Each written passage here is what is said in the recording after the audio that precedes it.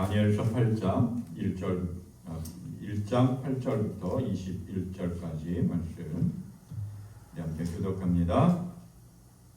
다니엘은 뜻을 정하여 왕의 음식과 그가 마시는 포도주로 자기를 더럽히지 아니하리라 하고 자기를 더럽히지 아니하도록 환관장에게 구하니 하나님의 다니엘하여금 환관장에게 은혜와 긍휼을 얻게 하시니라. 환관장이 다니엘에게 이르되 내가 내 주 왕을 두려워하노라. 그가 너희 먹을 것과 너희 마실 것을 지정하셨거늘 너희의 얼굴에 초췌하여 같은 또래의 소년들만 못한 것을 그가 보게 할 것이 무엇이냐.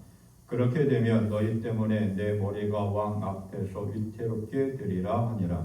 환관장이 다니엘과 하나냐와 미사엘과 아사랴를 감독하게 하자니 다니엘이 말하되 청하노니 당신의 종들을 열흘 동안 시험하여 채식을 주어 먹게 하고 물을 주어 마시게 한 후에 당신 앞에서 우리의 얼굴과 왕의 음식을 먹는 소년들의 얼굴을 비교하여 보아서 당신이 보는 대로 종들에게 행하소서 하네. 그가 그들의 말을 따라 열흘 동안 시험하더니 열흘 후에 그들의 얼굴이 더 아름답고 살이 더 윤택하여 왕의 음식을 먹는 다른 소년들보다 더 좋아 보이더라. 그리하여 감독하는 자가 그들에게 지정된 음식과 마실 포도주를 제하고 채식을 주니라.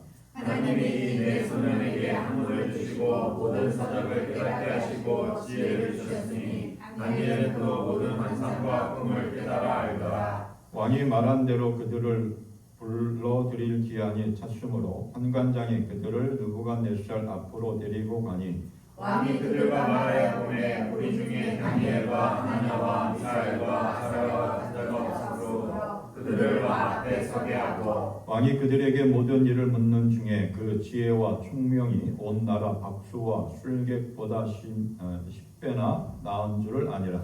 다니엘은 벌써 영원까지 있으리라. 아멘. 믿음은 끝까지 지켜야 합니다. 이렇게 말씀을 나눕니다. 참편의 자리에 오르는 것보다 참편의 자리를 지키는 것이 더 어렵다라고 하는 말이 있습니다. 참편, 어떠한 분야에서 1등 최고의 자리에 오른 그러한 사람이나 그러한 부분을 이야기합니다. 말 그대로 1등의 자리에 최고의 자리에 오르는 것은 참 어렵습니다. 쉽지 않습니다.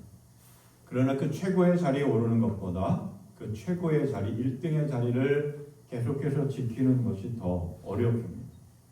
예를 들면 여러 운동 종목들이 있죠. 운동선수들이 열심히 훈련하고 노력해서 최고의 자리에 오릅니다. 1등을 하고 챔피언이 됩니다. 그런데 그 챔피언의 자리, 1등의 자리, 최고의 자리를 계속해서 지키는 것이 더 어렵습니다. 끊임없이 도전해오고 또 끊임없이 그 자리를 지키려고 노력해야 합니다.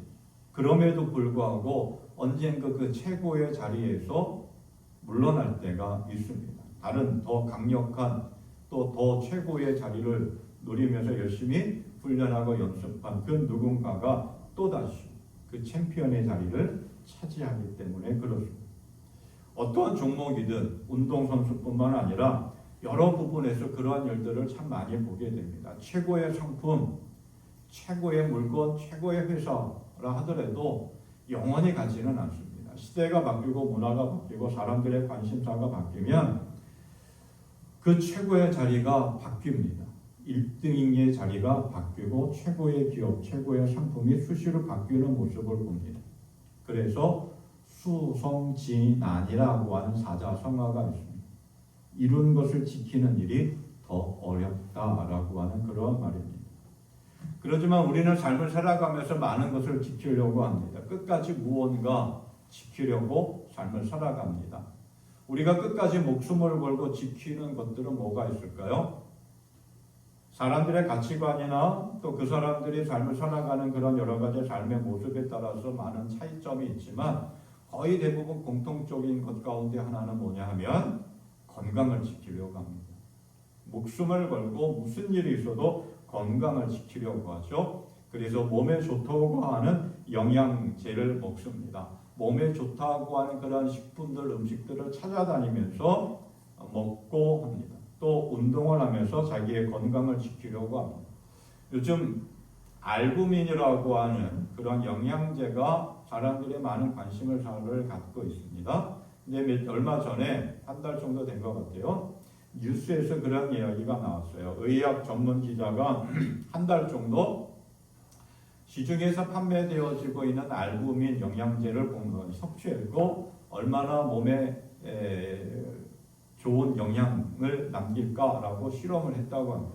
한 달 동안 그 약을 복용했는데 크게 차이가 나지 않았다라고 하는 결과가 나왔습니다. 그럼에도 불구하고 우리는 수없이 많은 영양제를 먹으면서 자기의 건강을 지키려고 합니다. 또 어떤 사람들은 돈, 재산을 지키려고 목숨을 걸고 합니다. 그렇죠? 열심히 재산을 모으고 그리고 그것을 잘 지키려고 재산을 잘 지키려고 끝까지 목숨을 겁니다. 또한 우리는 사랑을 지키죠. 또 인간관계를 중요하게 여깁니다. 또 우리는 자연 만물을 지키며 삶을 살아가야 됩니다. 내가 삶을 살아가는 그런 모습 속에서 내가 중요하게 생각하는 것들, 내가 소중하게 생각하는 것들 끝까지 지키려고 합니다. 목숨을 걸고 지키며 살아가죠. 이러한 세상 속에서 하나님의 은혜 속에서 하나님의 사랑을 받으면서 삶을 살아가는 우리는 무엇을 끝까지 지키며 삶을 살아가야 될까요? 그것은 바로 믿음이라고 합니다. 믿음은 끝까지 지켜야 합니다. 그래서 예수님께서 이렇게 말씀하셨죠. 인자가 올 때에 세상에서 믿음을 찾아볼 수 있겠느냐. 세상에서 정말 하나님이 기뻐하시는 온전한 믿음 찾아보기 쉽지 않다라고 하는 거예요. 그러나 그런 기대 속에서 예수님께서 말씀을 하신 거죠. 313년에 로마의 황제 콘스탄티누스 1세가 밀라노 칙령을 선포하면서 기독교를 로마의 국교로 선포했습니다. 그 전까지는 기독교 교회를 그리스도인들을 수없이 핍박하고 잡아가두고 죽이기까지 했습니다. 콘스탄티누스는 서로마의 황제였고 그리고 동로마 황제는 리키니우스라고 하는 황제였습니다. 이 두 황제가 같이 함께 조약을 맺고 313년에 기독교를 공인했습니다. 국교로 공인했습니다. 그런데 몇 년의 시간이 흐른 뒤에 동로마의 황제인 리키니우스가 마음이 변했습니다. 그래서 모든 그리스도인들은 그 신앙을 버리고 우상한테 절하라 하고 하는 그런 명령을 법을 선포했습니다. 그래서 아그리고라오 총독은 약 40명에 이르는 그리스도인 군사를 색출했습니다. 그리고 기독교 신앙을 버리고 우상을 숭배하라고 회유하고 협박했습니다. 하지만 그 40명의 그리스도인 병사들은 그 회유와 협박에도 굴하지 않고 끝까지 믿음을 버리지 않았습니다. 그래서 40인의 그리스도인 군사들을 처형하기 위해서 지금의 튀르키예의 시바스라고 하는 그때 지금 세바스텔 근처에 연못을 꽁꽁 얼어붙은 연못에다가 구멍을 뚫고 그 40인의 그리스도인 군사들을 집어넣었습니다. 얼어 죽게 하려고 그랬던 거죠. 그리고 그 옆에는 따뜻하게 불을 피워놓고 거기에 욕조에다가 물을 끓여놓고 있습니다. 지금이라도 너희가 기독교 신앙을 버리고 예수를 버리고 우상을 숭배하면 우상한테 다른 신한테 절하면 내가 살려주겠다라고 하는 거예요. 그럼에도 불구하고 이제 40명의 그리스도인 군사들은 기독교를 버릴 자는 여기 와서 우리는 그리스도를 위한 40명의 병사, 40명의 순교자라고 외치면서 끝까지 버텼습니다. 그렇게 3일 정도 지난 후에 어떤 한 사람이 견디지 못하고 기독교 신앙을 버리고 따뜻한 욕조에 들어갔습니다. 따뜻한 욕조에 들어가자마자 이 병사는 어떻게 되었느냐? 심장마비로 죽었다고 합니다. 산 데 있다가 뜨거운 데에 들어가니까 아마 그렇게 되겠죠. 그때 남은 39명이 이렇게 외쳤습니다. 우리는 39명의 병사, 39명의 순교자. 그때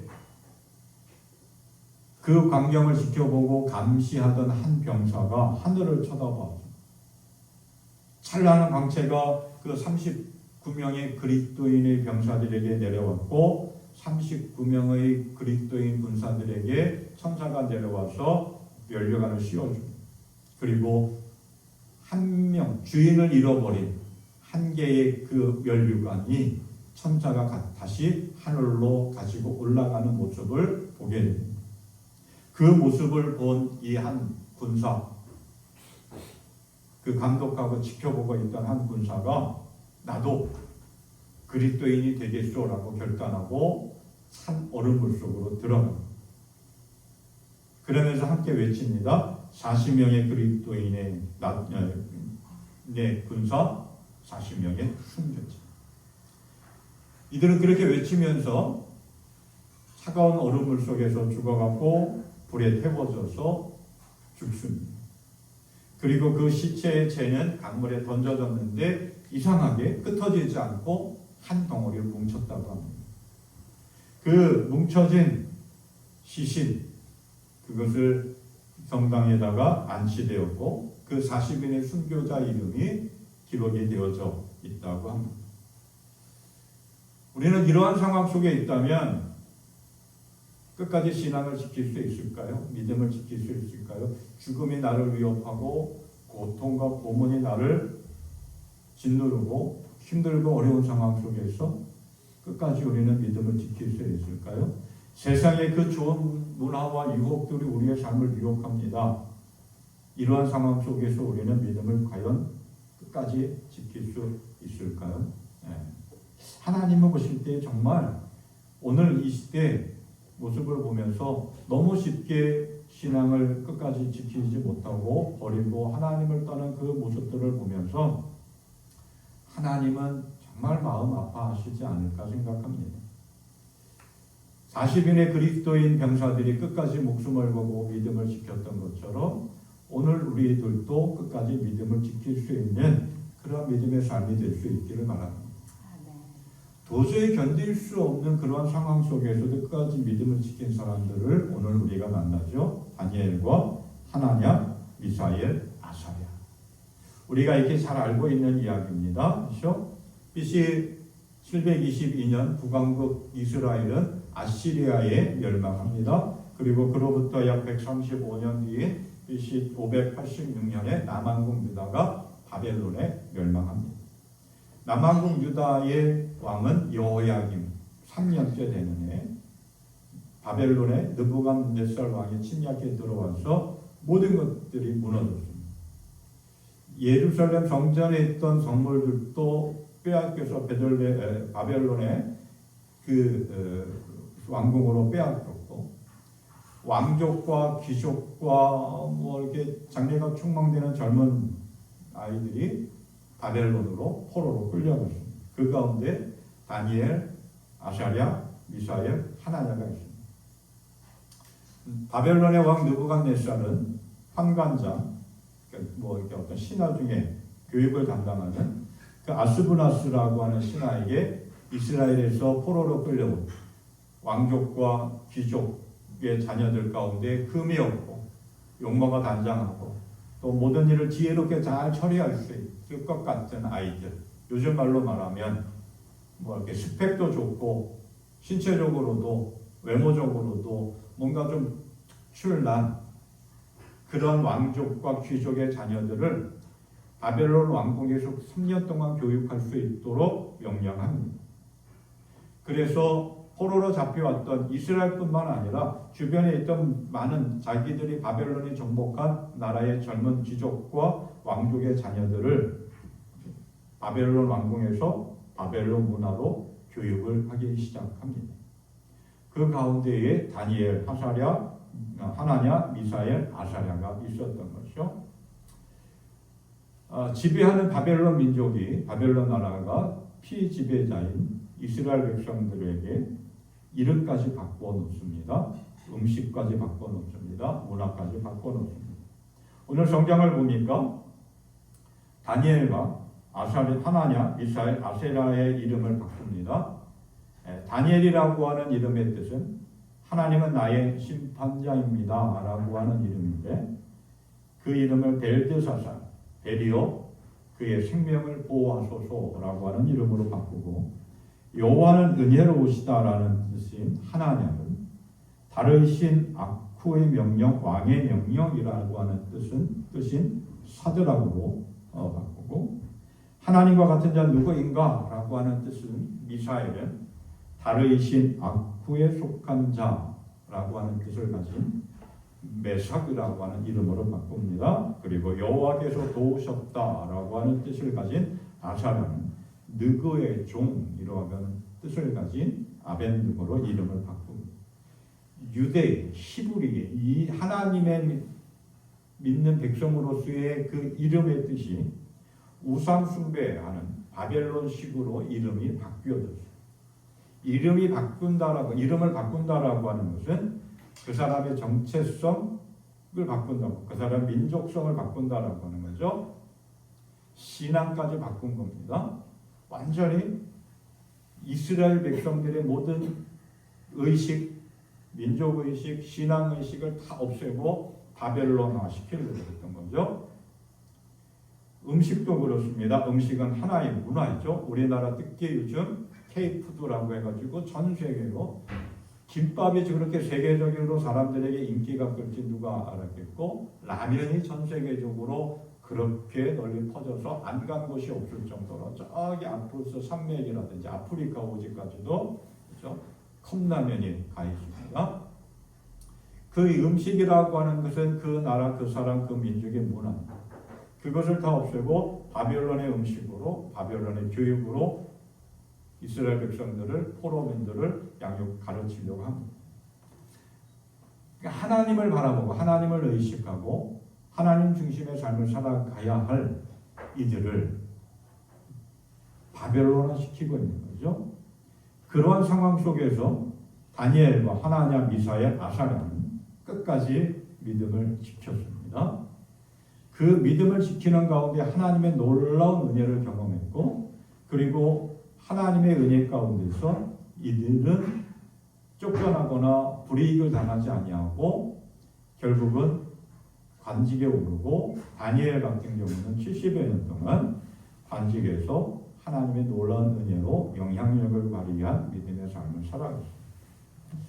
다니엘과 하나냐, 미사엘, 아사랴, 이들은 어떻게 그 힘겨운, 힘들고 어려운 고난과 고통의 시간 가운데서도 끝까지 믿음을 지킬 수 있었을까요? 오늘 우리는 이 힘들고 어려운 세상 속에서 살면서 어떻게 믿음을 지키며 삶을 살아가야 수 있을까 하는 것을 우리에게 도전합니다. 첫째로 다니엘과 하나냐, 미사엘, 아사랴, 이들이 믿음을 끝까지 지킬 수 있었던 것은 뜻을 정했기 때문에 그렇습니다. 우리는 삶을 살아가면서 많은 것들을 선택합니다. 근데 그 선택하는 것이 그렇게 쉽지만은 않습니다. 그렇죠? 상황과 조건에 따라서 우리가 선택하는 것은 참 쉽지 않습니다. 내가 굳게 결심하면, 뜻이 분명하면 어떠한 상황과 조건 속에서도 분명하게 선택할 수가 있죠. 뜻을 정하는 것이 참 중요합니다. 분명하고 확고하게 흔들리지 않는, 그렇죠? 한 해가 시작되어지면서 우리는 여러 가지 많은 뜻을 정합니다. 뭔가 결심을 하죠. 내가 올해는 뭘 하겠다, 살을 빼겠다, 또 뭘 하겠다라고 하는 뜻을 정합니다. 근데 그 뜻을 정해도 이제 우리가 작심삼일이라 그러죠. 쉽게 포기할 때가 참 많이 있습니다. 그 뜻을 정한 것이 흔들릴 때가 참 많이 있습니다. 그런데 다니엘과 하나냐와 미사엘, 아사랴 이 네 명의 사람들은 뜻을 정했는데 흔들리지 않았습니다. 변함이 없었습니다. 적어도 3년 동안은 바벨론 왕궁에서 교육받고 음식을 먹고 그 속에서 생활하면서 자기들이 뜻한 것 흔들리지 않았습니다. 그 3년 동안 얼마나 큰 위협이 왔고 협박이 왔고 유혹이 왔겠습니까? 그럼에도 불구하고 이들은 그 자기들이 정한 뜻 흔들리지 않아요. 굳게 결심했습니다. 그런데 이들이 정한 뜻이 뭐냐? 오늘 성경은 이렇게 이야기합니다. 왕이 내린 8절 말씀.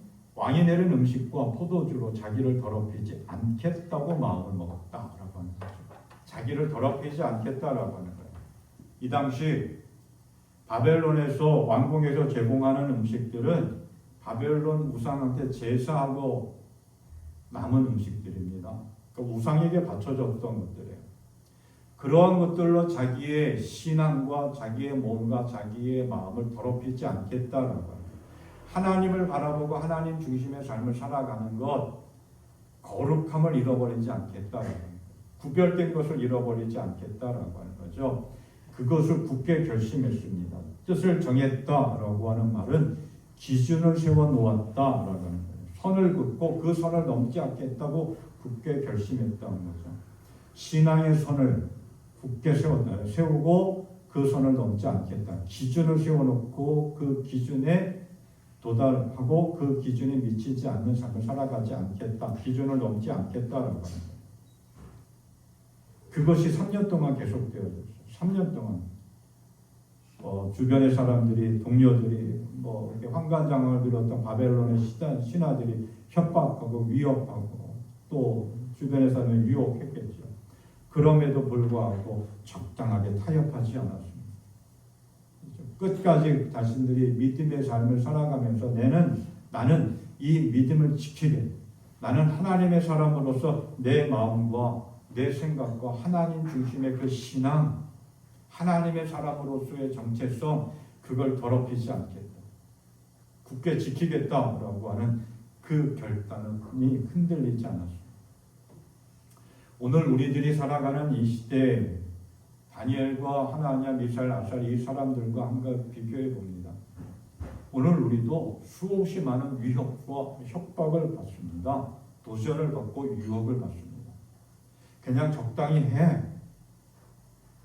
그렇죠? 다니엘과 하나냐, 미사엘, 아사랴 이 네 명의 사람들 왕궁에서 호의호식하며 장래가 촉망되는, 장래가 보장된 그런 미래를 꿈꾸며 삶을 살아갈 수 있었습니다. 그렇지만 그렇죠? 그런 것들을 다 포기하고 그 무엇보다 이들은 믿음을 지키려고 굳게 뜻을 정했습니다. 타협하지 않고 흔들리지 않았습니다. 그래서 바울 사도는 우리에게 이렇게 이야기합니다. 여러분은 이 시대의 풍조를 본받지 말고 마음을 새롭게 함으로 변화를 받아서 하나님의 선하시고 기뻐하시고 완전하신 뜻이 무엇인지 분별하도록 하십시오. 이 세대를 따라가면서 세상의 유행과 문화를 따라가면서 믿음이 흔들리지 말고, 믿음을 빼앗기지 말고, 믿음을 잃지 말고, 타협하지 말고, 흔들리지 말고, 굳게 결심하고 믿음을 지키기 위해서, 하나님의 사람으로서 나 자신을 더럽히지 않기 위해서 하나님의 사람이라고 하는 정체성으로 끝까지 믿음을 지키며 삶을 살아가는 거죠.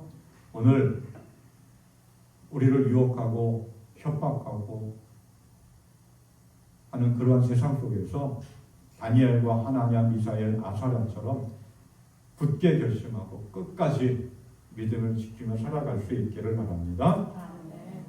자, 또한 이들이 믿음을 지킬 수 있었던 것은 믿음을 지키기 위해서 담대하게 행동했습니다. 당당하게 행동했습니다. 왕실에 들어가서 바벨론 왕실에서 음식을 먹습니다. 거기서 제공하는 음식도 먹고 옷도 그렇게 바벨론의 옷을 입습니다. 바벨론의 문화 속에서 바벨론의 음식, 그 문화 속에서 삶을 살아갑니다. 그런데 이들은 우리는 그러한 것들로 우리의 신앙을 잃어버리지 않겠다. 굳게 결심하죠. 굳게 결심한 것이 아니라 그들은 결심한 것들을 행동으로 옮겼습니다. 그래서 환관장을 찾아가서 이렇게 이야기하죠. 오늘 말씀 8절 하반절. 환관장에게 구하니 하나님이 다니엘로 하여금 환관장에게 은혜를 얻게 하신지라. 그리고 10절 이하부터 환관장이 나는 너희들 때문에 내 목숨과 내 이 관직을 잃어버리고 싶지 않다라고 하니까 뭐라고 이야기하느냐, 그죠? 다니엘이 12절에서 그렇게 이야기합니다. 열흘 동안 우리가 하자는 대로 한번 시험해 받았나. 그래서 다른 사람들과 비교해 보면 어떻게 했느냐 제안을 합니다. 당당하게 믿음을 지키기 위해서 굳게 결심한 것들을 가지고 당당하게 환관장에게 자기들을 관리하고 지도하는 환관장을 찾아갑니다. 그리고 이러고 당당하게 내가 믿음을 지키기 위해서 이렇게 할 것이니 도와달라. 당당하게 담대하게 요구합니다. 믿음을 지키기 위해서는 담대하게 행동해야 합니다. 뜻을 정한 것, 굳게 결심한 것으로만 부족합니다. 당당해야 합니다. 세상 속에서 세상의 유혹과 핍박과 협박 속에서도 나는 하나님의 사람이라고 하는 그 자부심으로 당당하게 믿음의 삶을 살아가야 합니다. 이 순간뿐만 아니라 우리가 잘 알고 있는 이야기들이죠. 시간이 흘러서 관직의 자리에 이들이 올랐습니다. 그때 어떠한 일들이 일어났느냐? 바벨론의 느부갓네살 왕이 금신상을 만들어 놓고 거기에 절하라고 합니다. 숭배하라고 하는 거죠. 거기에 절하지 아니하면 뜨거운 불목불 속에 용광목 속에 집어넣겠다라고 합니다. 그럼에도 불구하고 하나냐와 미사엘 아사랴는 우상을 숭배하지 않습니다. 끝까지 믿음을 지킵니다. 그래서 그들을 아꼈던 느부갓네살 왕이 권유합니다. 한 번만 절하면 어떻겠냐. 그런데 이들이 이렇게 이야기하죠. 다니엘서 3장 16절부터 18절 말씀. 이들은 굽어 살펴 주시옵소서. 이 일을 두고서는 우리가 임금님께 대답할 필요가 없는 줄 압니다. 만약 그렇게 된다면 임금님, 우리를 지키시는 우리 하나님이 우리를 활활 타는 화덕 속에서 구해주시고 임금님의 손에서도 구해주실 것입니다. 비록 그렇게 되지 않더라도 우리는 임금님의 신들을 숨기지도 않고 임금님이 세우신 그 금신상에게 절을 하지도 않을 것입니다. 굽어 살펴 주십시오 라고 합니다. 어떠한 일이 있어도 하나님을 버리고 믿음을 버리고 우상 숭배하지 않겠다라고 하는 결단이고 고백이고 담대한 믿음의 행동입니다. 다니엘은 어땠나요? 메대가 이제 바벨론을 함락하고 다리오가 첫 번째 왕국으로 등극합니다. 그때 다리오 왕은 다니엘을 3명의 총리 가운데 한 명으로 세웁니다. 그 다니엘을 시기한 다른 신하들이 왕에게 왕의 신상을 만들어 놓고 거기에 절하지 않으면 사자굴 속에 쳐넣는 그런 형벌을 내리겠다라고 선포하라고 요구합니다. 그래서 다리오 왕은 그 선포를 합니다. 그 사실을 알면서도 다니엘은 늘 하던 대로 자기 집 2층에 올라가서 창문을 열어놓고 예루살렘을 향하여 하나님 앞에 기도합니다. 그래서 결국은 어떻게 됐죠? 사자굴 속에 들어갑니다.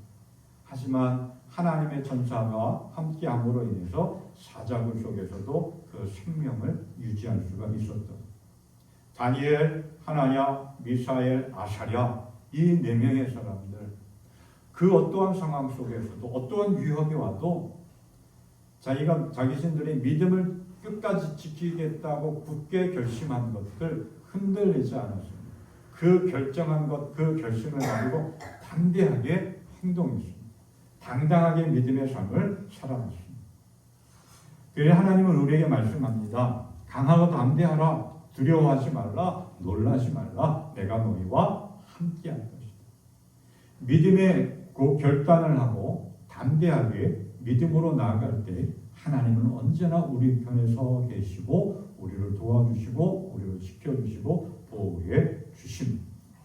그 믿음을 가지고 끝까지 나아갈 수 있기를 바랍니다.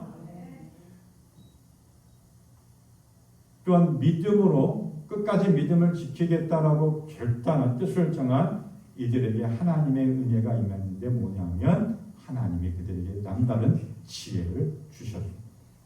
오늘 말씀 가운데 보면 이렇게 이야기합니다. 하나님이 17절 말씀 하나님이 이 네 소년에게 학문을 주시고 모든 서적을 깨닫게 하시고 지혜를 주셨더니 다니엘은 또 모든 환상과 꿈을 깨달아 알더라 이야기합니다. 또 20절 말씀을 보니까 이렇게 이야기합니다.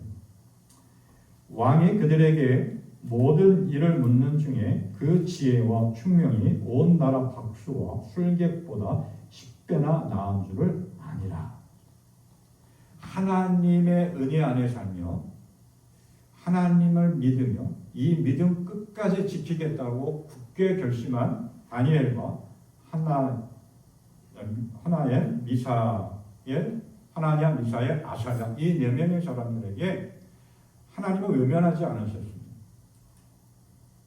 도움의 은혜를 베풀어 주셨는데 그게 뭐냐? 지혜의 은혜였습니다. 특별히 다니엘 같은 경우는 환상을 보고 그 환상을 해석할 수 있는 남다른 은혜를 주셨고 다른 신하들보다 다른 사람들보다 10배나 더 깊이 있고 더 폭넓은 지혜의 은혜를 하나님께서 베풀어 주셨습니다. 굳게 믿음을 지키려고 결심하는 이들에게 하나님은 예기치 못한 생각지도 못한 은혜를 베풀어 주시고 또한 놀라운 능력으로 그 삶을 열어주시고 이끌어 주십니다. 오늘 우리들의 삶 속에서도 그렇죠? 우리를 위협하고 우리의 믿음을 빼앗으려고 하는 세상 속에서 살아가고 있습니다. 이러한 세상 속에 우리는 굳게 믿음을 지키겠다라고 결심하며 나아갈 수 있기를 바랍니다. 하나님이 그때 능력과 지혜, 권능을 우리에게 주십니다. 그 하나님이 주시는 지혜로 세상의 지혜와 지식이 아니라 하나님이 주시는 하늘의 지혜를 가지고 당당하게 나아가 끝까지 믿음을 지키는 삶을 살아갈 수 있기를 바랍니다. 아멘. 로마 제국이 백성들에게 황제 숭배를 강요했습니다. 하지만 기독교인들은 오직 하나님만 참된 신으로 섬기고 황제 숭배를 거부했습니다. 그래서 많은 기독교인들이 처형당하며 순교했습니다. 그때 서머나 교회 감독인 폴리갑이라고 하는 분이 붙잡혀서 이제 화형에 처해지게 됩니다. 그 재판을 담당하는 사람이 폴리갑에게 예수 그리스도를 저주하면 석방시켜 주겠다라고 이야기합니다. 그때 서머나 교회의 감독인 폴리갑, 오늘날 말하는 목사님이 이렇게 대답합니다.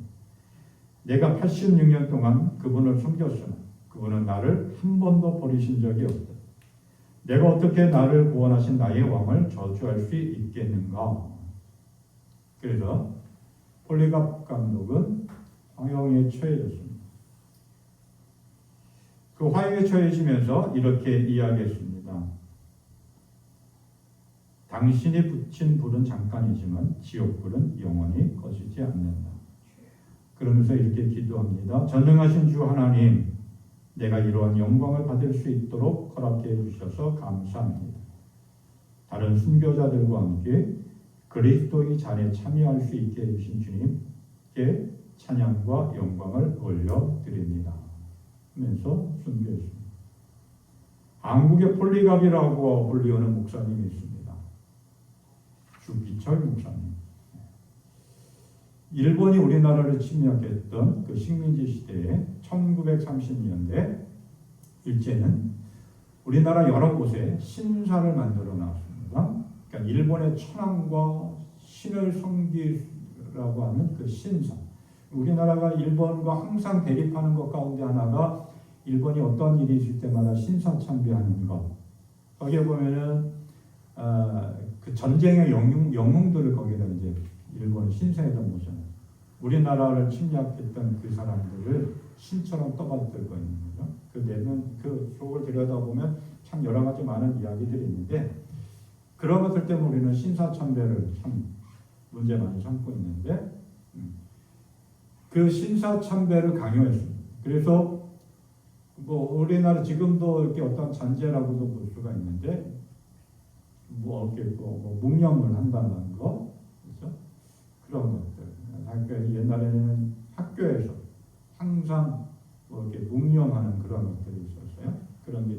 신사참배의 잔재라고도 이야기하는데 그 신사참배를 끊임없이 강요하고 협박했습니다. 그래서 처음에는 모든 교회와 그리스도인들이 이건 우상숭배다 하면서 신사참배를 거부했습니다. 하지만 끊임없이 계속되는 협박과 유혹 앞에서 대부분의 많은 교회와 그리스도인들이 성직 목회자들이 신사참배를 했습니다. 그래서 교회에서도 예배 드릴 때 먼저 묵념을 했습니다. 그런데 신사참배를 끝까지 거부한 분이 있는데 그가 바로 누구냐면 당시 평양의 산정현교회 담임 목사였던 주기철 목사. 5번의 투옥과 끊임없이 고문을 받습니다. 이빨이 뽑히고 잠을 못 자고 가족들을 만나지 못하고 뜨거운 물에 그 발바닥을 지지기도 하고 채찍질 몽둥이는 물론이고 그럼에도 불구하고 이 주기철 목사님은 신사참배를 거부했습니다. 그러면 이러한 말을 남겼습니다. 내가 죽으면 죽었지 우상 앞에 절할 수는 없다. 신사참배는 곧 예수 그리스도를 버리는 행위다. 나는 하나님 앞에 서는 그날까지 이 신앙을 굽히지 않겠다.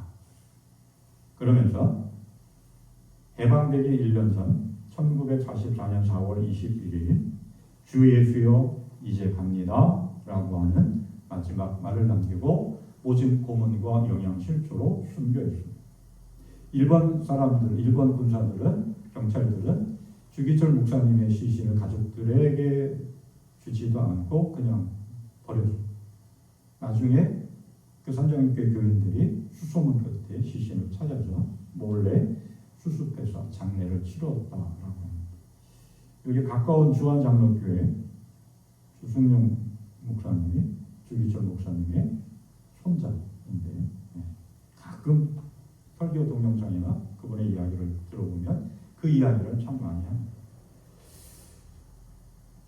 폴리갑 감독, 서문학교의 폴리갑 감독이나 주기철 목사님이나 그 모진 고난과 시련 속에서도 그 유혹 속에서도 하나님이 나를 지켜주시고 인도해 주신 하나님이 나를 사랑해 주셨는데 내가 어떻게 하나님을 버릴 수 있겠느냐라고 하는 그런 고백을 하면서 끝까지 믿음을 지켰습니다.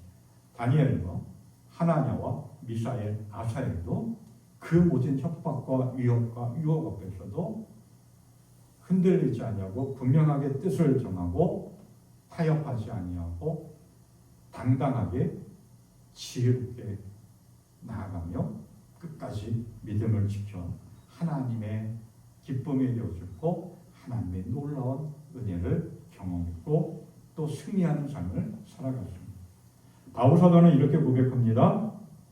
나는 선한 싸움을 다 싸우고 달려갈 길을 마치고 믿음을 지켰습니다. 우리도 마지막 그 순간 주님 앞에 섰을 때 다니엘과 하나냐, 아사엘, 미사야, 폴리갑 감독, 주기철 목사님 또 바울 사도처럼 믿음의 선한 싸움을 싸우면서 나는 믿음을 끝까지 지켰습니다. 고백하며 나아갈 수 있기를 바랍니다.